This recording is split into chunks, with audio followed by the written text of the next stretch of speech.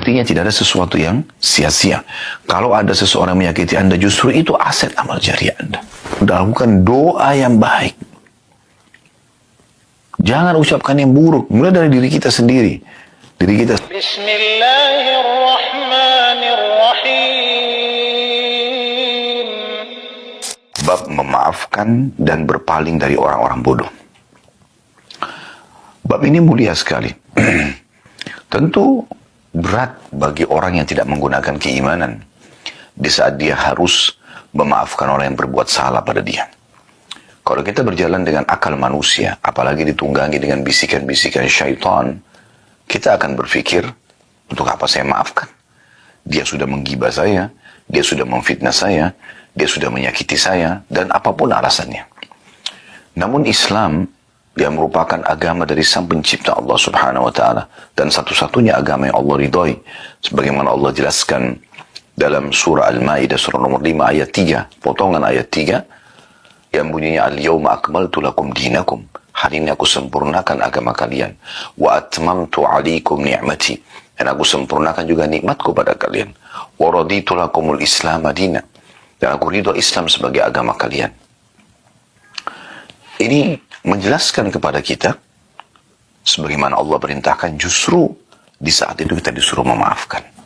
Subhanallah, hasil survei di masa kita sekarang dengan berkembangnya teknologi, ternyata orang yang bisa mengontrol emosinya, orang yang bisa mudah memaafkan dan lapang dada, justru itu yang banyak selamat dari penyakit-penyakit kronis yang banyak menimpa orang di masa kita sekarang. Justru itu yang menjauhkan seseorang dari penuaan dini. Ya. Dan juga hubungan dia dengan Tuhannya Allah Subhanahu wa taala baik karena Allah perintahkan untuk itu, dan hubungan dengan manusia pun jadi baik. Dan di sini dikatakan bab memaafkan dan berpaling dari orang-orang bodoh. Maksudnya orang-orang yang menggunjing kita, yang memfitnah kita, menyakiti kita, orang bodoh. Mereka itu orang-orang yang tidak faham. Kalau mereka faham, mereka tidak akan melakukannya. Mereka justru sangat bodoh karena mengikuti hawa nafsunya, yang nanti akhirnya Allah akan murka dengan dia sebagai pencipta, karena Allah larang orang untuk melakukan perbuatan-perbuatan tersebut, menggunjing, memfitnah, menyakiti orang lain, dan segala macam jenis-jenisnya, atau jenis-jenis yang serupa dengan itu dari pelanggaran, kayak memukul, mencaci, mencerca, dan seterusnya. Dan juga dia akan merusak hubungan dia dengan manusia. Orang yang dia gunjing, orang yang dia fitnah, orang yang dia sakiti, itu akan membenci dia. Dan orang-orang yang disakitin ini punya masa, punya keluarga, punya teman-teman yang bisa dia pengaruhi juga untuk membenci orang tersebut. Oleh karena itu, apa manfaatnya? Nabi SAW mengajarkan kepada kita banyak contoh dalam kehidupan beliau SAW. Beliau sangat jauh dari emosional, dendam, ya.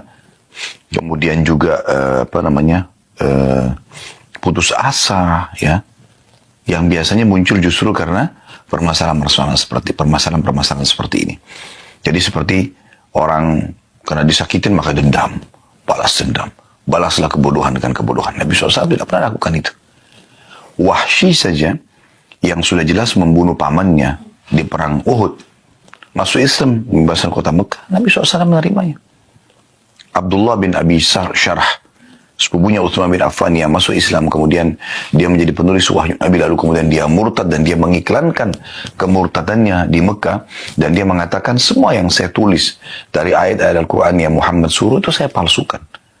Lalu Nabi SAW mengatakan, sungguh dia telah berdusta, dia tidak mengarang-arangnya karena wahyu menyampaikan itu benar, dia hanya ingin mengacaukan saja. Namun pembebasan kota Mekah juga masuk Islam. Hindun yang sangat membenci Islam, pembebasan kota Mekah juga masuk Islam dan diterima oleh Nabi SAW. Ada orang Badui pernah datang, menarik dengan keras imamah dan baju Nabi SAW sambil berkata kasar, berikanlah harta Allah yang dipercayakan kepadamu untukku. Nabi SAW sambut dengan senyum. Jadi ternyata sifat seperti ini karakter seorang mukmin, bukan menandakan dia lemah, tapi justru dia tidak menanggapi kebodohan orang-orang dengan kebodohan juga. Kalau seandainya ada orang yang menggunjing kita, lalu kita balas dengan gunjing, dia buruk, dia berdosa, dia dibenci, sama juga kita.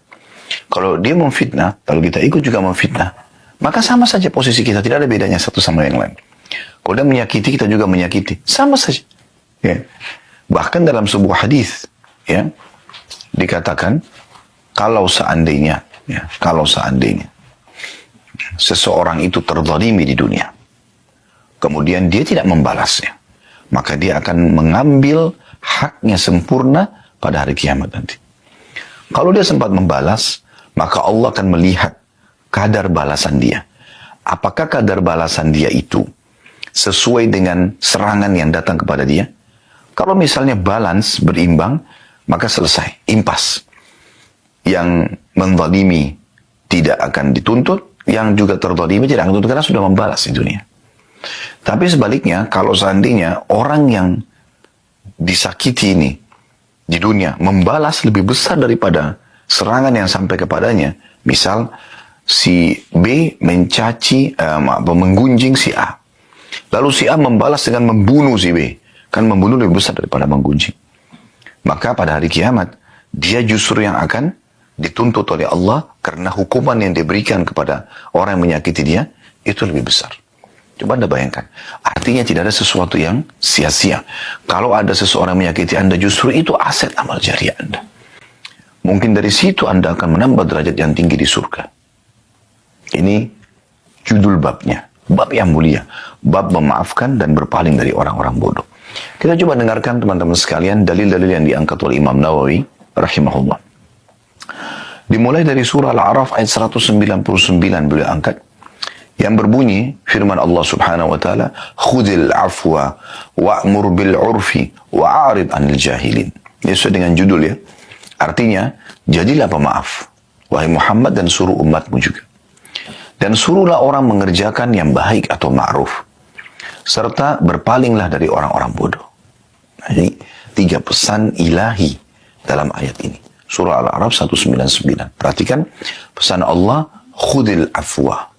Jadilah selalu pemaaf. Tenangkan diri Anda. Anggap itu angin lalu. Memaafkan antara kita dengan Tuhan Allah Subhanahu wa ta'ala. Dan Allah ingin kita seperti itu. Kita akan awet muda.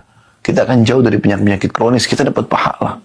Dan juga kita bisa meraih hati orang-orang justru yang menyakiti kita. Mungkin dia menjadi penyebab hidayahnya.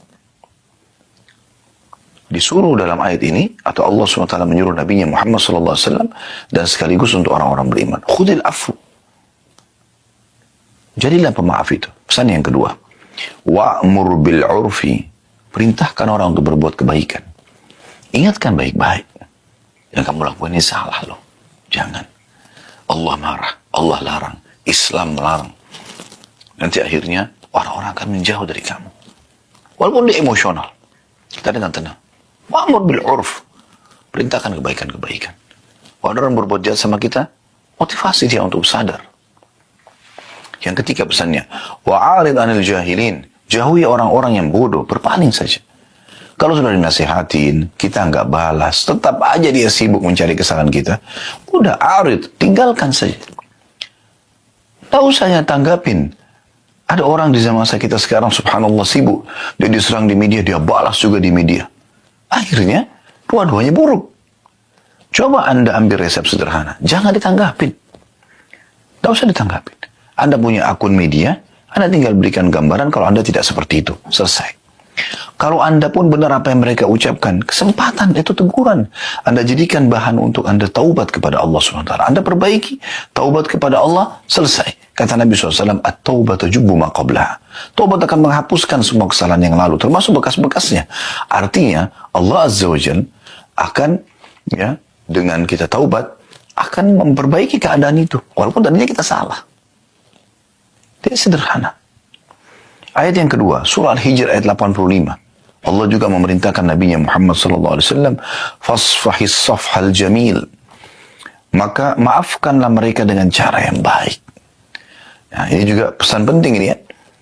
Safhal jamil maksudnya pemaafan yang baik. Bukan, udah saya maafin. Enggak. Alhamdulillah. Kalau kamu sudah menyadari kesalahan kamu, saya maafin. Tulus dari hati karena Allah.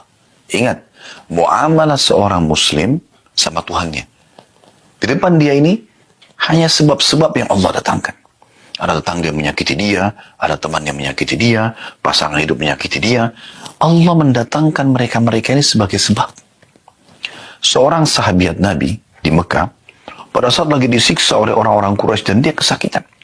Maka orang-orang Quraisy ada yang mengatakan, ya, sesungguhnya kami menyiksa kalian karena kalian berbeda dengan agama kami.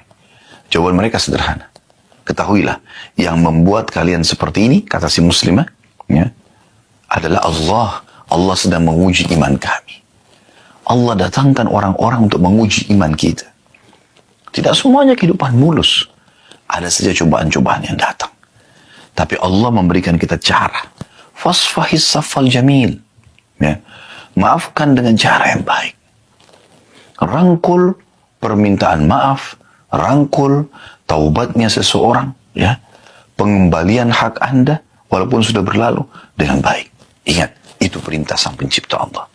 Kita bermuamalah dengan Allah Subhanahu wa ta'ala yang selalu menilai hamba-hambanya dan mengawasinya. Sifat Allah Al-Hayyul Qayyum, Maha hidup dan selalu mengurus hamba-hambanya. Raqib, sangat mengawasi dan teliti. Allah itu teliti sekali. Jangan khawatir atas balasan Allah Subhanahu wa ta'ala. Saya pernah menyampaikan kisah bagaimana Abdullah bin Abbas radhiyallahu anhu. Beliau pernah satu waktu menggunakan jubah baru lalu dicaci maki oleh seseorang tanpa sebab. Ketemu di jalan tiba-tiba, mentang-mentang kamu itu keturunan keluarga Rasulullah, mentang-mentang kau sahabat Nabi, mentang-mentang. Abdullah bin Abbas diam, tidak jauh.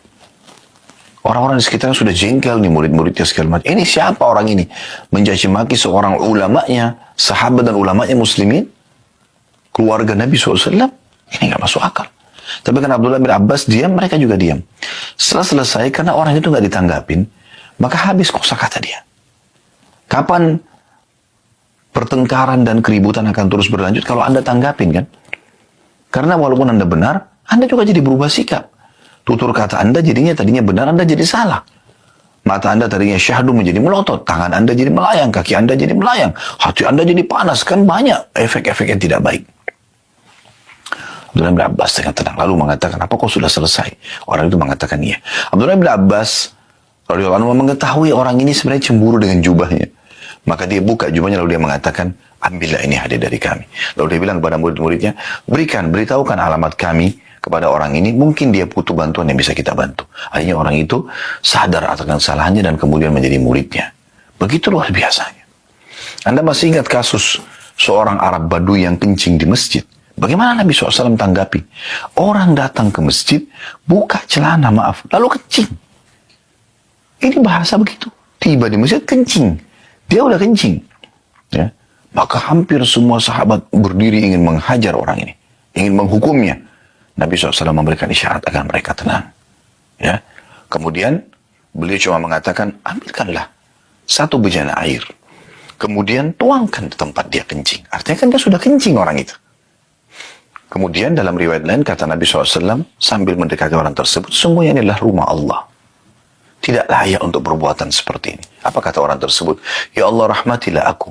Dan Muhammad, dan jangan rahmati selain kami. Karena sentuhan yang luar biasa. Memang begitu, seorang muslim menjadi seorang marketing. Produk yang kita tawarkan Islam. Produk yang kita tawarkan Islam. Kita sedang menawarkan Islam kepada orang lain. Menunjukkan bagaimana Islam itu secara akhlak, secara adab, ya, secara keyakinan atau akidah, hukum-hukum fikih yang diterapkan. Kita tunjukkan kepada mereka sehingga mereka bisa mendapatkan hidayah. Itu target kita. Islam tidak pernah mengajarkan pengikutnya, oh ini kafir, benci dia. Enggak, dakwahi dia. Lalu apa kata Allah dalam Al-Quran? Ud'u ila sabil rabbika bil hikmah. Dakwalah kamu. Yang didakwai siapa? Orang yang masih bodoh kan? Orang yang masih salah kan? Orang yang melakukan pelanggaran kan? Allah mengatakan, berdakwalah hai Muhammad, ya, di jalan Tuhanmu. Bil hikmah, dengan bijaksana, dengan santun dan sopan. Ya. Wal mau'izatil hasanah, dan peringatan-peringatan yang baik.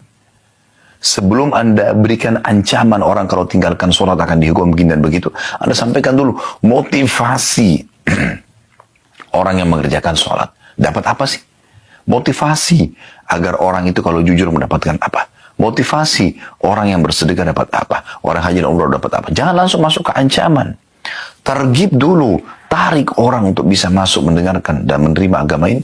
Baru kemudian Anda ya masuk dalam tarhib, ancaman kalau orang itu sudah tidak mau dengar.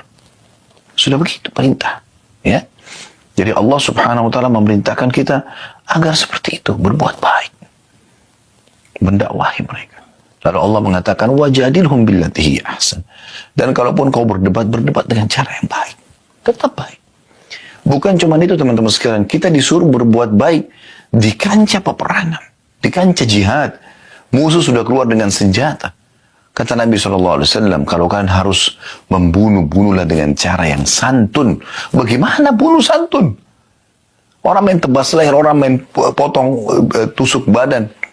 Tapi maksudnya adalah kalau harus membunuh-bunuh, setelah itu tidak ada mutilasi. Kata Nabi SAW, jangan membakar. Karena yang boleh membakar hanya pemilik api itu. Allah Azza wa Jalla. Gak boleh. Gitu kan? Begitu luar biasa. Dan kata Nabi SAW, dan juga kalau kalian sembelih-sembelihlah dengan cara yang baik. Tajamkan pisau kalian. Buatlah tenang hewan sembelihan kalian. Hewan. Bentar lagi juga dipotong, dimakan dagingnya. Tapi disuruh berbuat baik. Pernah ada seorang sahabat mau menyembelih dombanya, ditidurkan di tanah.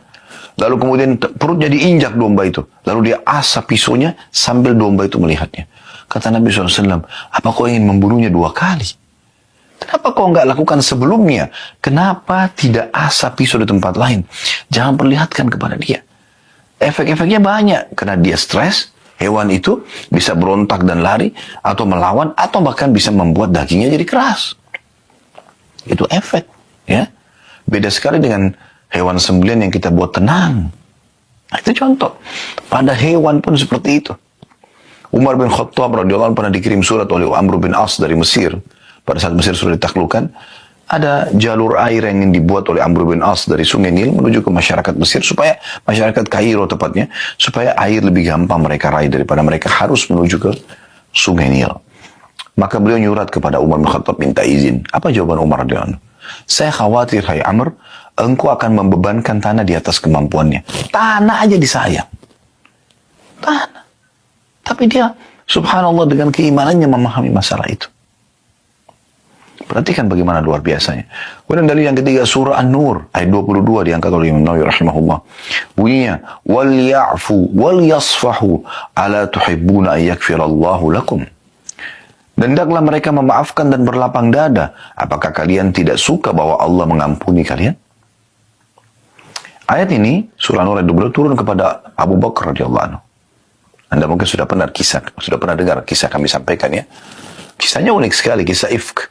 Kisah tuduhan zina, fitnah zina Aisyah dengan Safwan radhiyallahu anhu. Padahal mereka berdua lepas dari masalah hal tersebut. Salah satu yang menyebarkan isu gosip tersebut adalah sepupu Abu Bakar atau sepupu Aisyah. Yang dia selama ini dibiayai hidupnya oleh Abu Bakar.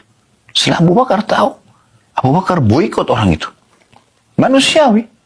Masa orang ini dibiayai hidupnya, masih keluarga lagi, masih sepupu. Lalu dia menyebarin gosip fitnah itu. Ya. Ada yang mengatakan namanya Musri bin Abi Musri, mengatakan kalau salah Marthad bin Abi Marthad ya. Salah satunya seingat saya. Karena ada 3 orang yang waktu itu kena cambuk, dia sebagai sepupunya Abu Bakar atau sepupunya Aisyah, ya, salah satunya. Kemudian yang kedua Hamna binti Jahash, ini adalah iparnya Nabi SAW, ya, saudaranya Zainab binti Jahash. Dan yang ketiga penyairnya Nabi Hasan bin Thabit radhiyallahu anhu majma'in. Mereka juga ikut sebarin gosip tersebut gitu. Tapi pada saat itu Abu Bakar akhirnya mengambil satu keputusan. Ini orang nggak tahu diri, udah dibantu, ya, masih kerabat, ngapain sebarin gosip tanpa memastikan? Akhirnya Abu Bakar memboikot. Mulai sekarang tidak ada bantuan lagi buat kamu. Apa yang terjadi? Allah subhanahu wa ta'ala turunkan surah An-Nur ayat 22. Ya, kalau dari awal ayat tentunya, dan janganlah orang-orang yang Allah berikan kelebihan harta kepada mereka mengatakan kepada sana kerabatnya. Ya. Kalau ya, mereka tidak akan dimaafkan. Kita bisa lihat surah An-Nur ya. Saya coba buka ayat lengkapnya. Surah nomor 24. Allah berfirman, Anda bisa buka surah An-Nur surah nomor 24 ayat 22. Wala ya'tali ulul fadli minkum was-sa'ati an yu'tu ulil qurba wal masakin wal muhajirin fi sabilillah wal ya'fu wal yasfahu ala tuhibbuna yaghfirallahu lakum wallahu ghafurur rahim. Dan janganlah orang-orang yang mempunyai kelebihan dan kelapangan di antara kamu bersumpah, karena Abu Bakar bersumpah mengatakan demi Allah saya tidak akan bantu kamu lagi. Ya, kepada sepupunya ya. bahwa mereka tidak akan memberi bantuan kepada kaum kerabatnya, karena orang ini masih kerabatnya, orang-orang yang miskin dan orang-orang yang hijrah pada jalan Allah. Dan hendaklah mereka memaafkan dan berlapang dada. Coba bayangkan, anaknya sudah digosipin fitnah, menjadi sumber gosip yang sangat besar pada saat itu di kota Madinah. Istri Nabi selingkuh. Abu Bakar sangat terpukul. Yang sebarin sepupunya. Bersumpah sama Abu Bakar, saya tidak akan bantu kamu lagi demi Allah. Maka Allah menyuruh apa? Perhatikan. Dan janganlah orang-orang yang mempunyai kelebihan, harta, dan kelapangan. Ya, di antara kamu bersumpah bahwa mereka tidak akan memberikan bantuan kepada kaum kerabatnya. Ini orang. Ya, orang-orang miskin, dia juga miskin. Dan orang-orang yang hijrah pada jalan Allah. Dia termasuk hijrah dari Mekah. Ya, orang Mekah ini, muhajirin. Dan bahkan ikut di Badr. Maka Allah mengatakan, hendaklah mereka memaafkan dan berlapang dada, apakah kamu tidak ingin bahwa Allah mengampunimu? Dan Allah maha pengampun lagi maha penyayang. Ya. Subhanallah, pada saat turun ayat ini, kata Abu Bakar sambil menangis, betul Tuhanku, aku ingin engkau memaafkanku. Maka dia pun membayar sumpahnya. Ya. Kemudian setelah itu dia kembali memberikan bantuan kepada sepupunya yang tadi, ya, menyebarin gosip, ya, dan dia maafkan. Dan tentu dia tetap kena hukuman sepupunya Abu Bakar itu, ya, kena cambuk, menyebarin gosip 80 derah gitu. Nah, ini poin yang luar biasa. Kemudian selanjutnya teman-teman sekalian, surah Al-Imran ayat 134 yang diangkat oleh beliau, yang bunyinya wal afina 'anil nas wallahu yuhibbul muhsinin, dan orang-orang yang suka memaafkan kesalahan orang lain, dan Allah mencintai orang-orang yang berbuat kebaikan. Ya. Jadi di sini Allah mengatakan wal afina 'anil nas, yang suka memaafkan banyak manusia, bukan hanya satu orang, ya, banyak orang, berulang kali terjadi dalam hidupnya, mudah sekali memaafkan, sudahlah, gitu. Tapi tetap, ya, dia akan mendapatkan haknya di sisi Allah Subhanahu Wa Taala, ya. Dan Allah menyukai orang-orang yang berbuat kebaikan maksud di sini diantaranya adalah memaafkan orang. Kemudian surah Asy-Syura, ini dari Al-Quran yang terakhir yang diangkat oleh beliau, ayat 43.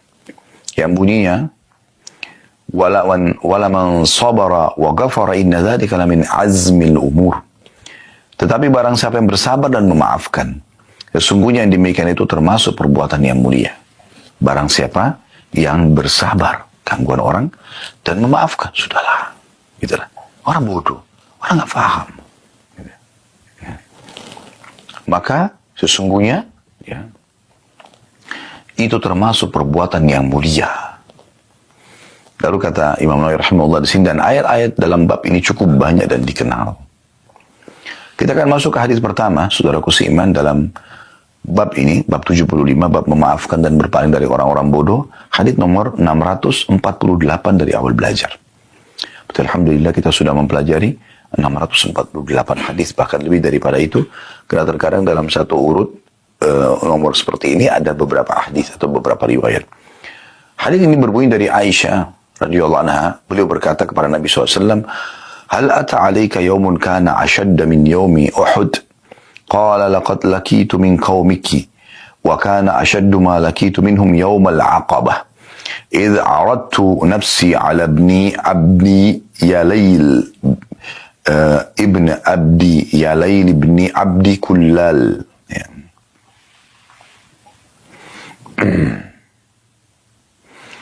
فلم يجبني إلى ما أردت فانطلقت وأنا مهموم على وجهي فلم أستفيق إلا وأنا بقرن الثعالب فرفعت رأسي وإذا أنا بسحابة قد أظلتني فنظرت فإذا فيها جبريل عليه السلام فناداني فقال إن الله تعالى قد سمع قول قومك لك وما ردوا عليك وقد بعث إليك ملك الجبال لتأمره بما شئت فيهم فناداني ملك الجبال فسلم علي ثم قال يا محمد إن الله قد سمع قول قومك لك وأنا ملك الجبال وقد بعثني ربي إليك لتأمرني بأمرك فما شئت إن شئت أطبقت عليهم الأخشبين فقال النبي صلى الله عليه وسلم بل أرجو أن يخرج الله من أصلابهم من يعبد الله وحده لا يشرك به شيئا. Kata Aisyah radhiyallahu anha, mohon maaf, apakah engkau pernah mengalami suatu hari yang lebih berat daripada perang Uhud? Beliau menjawab, sallallahu alaihi wasallam, aku benar-benar telah mendapatkan apa yang aku dapatkan dari kaummu, wahai Aisyah. Yang paling berat yang aku terima dari mereka adalah pada hari Aqabah. Ketika itu, aku menawarkan diri kepada putra Abdul Lail bin Abdul Kulal. Ternyata dia tidak menyambut apa yang aku inginkan. Maka aku pergi dengan sangat sedih sepanjang perjalananku. Aku tidak tersadarkan diri kecuali ketika sampai di Qarn Tha'alib. Ya. Ini ada tulisan footnote nomor 507, tempat ihram atau miqat bagi penduduk Najd. Juga disebut Qarnul Manazil, ya, yang berjarak sehari semalam dari kota Mekah. Aku angkat kepalaku, ternyata ada awan yang menaungiku. Aku memperhatikannya, ternyata di sana ada Jibril AS. Dia memanggilku dan mengatakan, sesungguhnya Allah Ta'ala mendengar ucapan kaummu terhadapmu dan penolakan mereka terhadapmu. Dia, Allah, mengirim malaikat penjaga gunung kepadamu agar kamu memerintahkannya untuk melakukan apa saja yang kamu kehendaki terhadap mereka. Maka malaikat penjaga gunung pun memanggilku dan mengucapkan salam. Kemudian berkata, wahai Muhammad, sesungguhnya Allah telah mendengar ucapan kaummu terhadapmu. Aku adalah malaikat penjaga gunung. Aku diutus oleh Tuhanmu kepadamu agar kamu memerintahkanku dengan perintahmu. Terserah engkau. Kalau kamu mau, aku akan menjatuhkan Akhsyabain atau dua gunung ini kepada mereka. Maka Nabi SAW bersabda, justru aku berharap semoga Allah melahirkan dari tulang sulbi mereka orang-orang yang menyembah Allah Subhanahu wa Ta'ala dan tidak menyekutukan apapun dengannya. Hadits ini riwayat Bukhari dan Muslim. Baik teman-teman sekalian, hadits ini kita jelaskan dulu secara global ya. Hadits ini memberikan gambaran kepada kita bahwasanya di pandangan para sahabat, memang yang kejadian Uhud ya, pada saat Nabi SAW memerintahkan agar 50 pemanah tidak boleh turun dari bukit pemanah, dan ternyata ada 43 orang yang memaksakan diri untuk turun dan hanya melanggar perintah Nabi SAW, dan karena itu sebabnya pasukan muslimin terpukul mundur dan banyak korban, termasuk korban adalah paman kandung beliau yang sangat beliau cintai, yaitu Hamzah radhiyallahu anhum ajma'in. Walaupun ini mati syahid, tapi tidak itu membuat Nabi berpikir kenapa harus ada seperti ini. Dan kata Umar radhiyallahu anhu, aku tidak pernah melihat Nabi SAW menangis sesedih pada saat kejadiannya Uhud, melihat jenazahnya Hamzah yang dimutilasi radhiyallahu anhu. Yang penting Aisyah sempat bertanya pada saat itu, wahai Rasulullah, ada enggak sesuatu yang lebih berat bagi anda dibandingkan hari Uhud? Maka kata Nabi SAW, ada, yaitu gangguan-gangguan dari kaum, wahai Aisyah. Kaum di sini maksudnya adalah penduduk Mekah dan sekitarnya. Terutama pada saat aku di hari Aqabah. Aqabah ini letter-letternya adalah sebuah bukit yang tinggi yang bisa dinaikin ya. Dan ini digunakan juga istilah Aqabah di tempat jumrah. Nah, biasanya di musim haji Nabi SAW menggunakan kesempatan untuk mendakwahi orang-orang gitu, ya. Tapi ternyata penolakan terjadi. Lalu Nabi SAW mengambil inisiatif, berpikir, apa ini jalan keluarnya? Lalu Nabi SAW melihat kota terdekat dengan Mekah adalah Taif. Maka beliau pun pergi ke sana dan bertemu dengan pimpinannya. Nah, tadi disebutkan, ya, nama orang tersebut ya, Ibnu Abdi, Yalail ibni Abdi Kulal, ya. Atau Kulal, maaf, Ibni Abdi Kulal.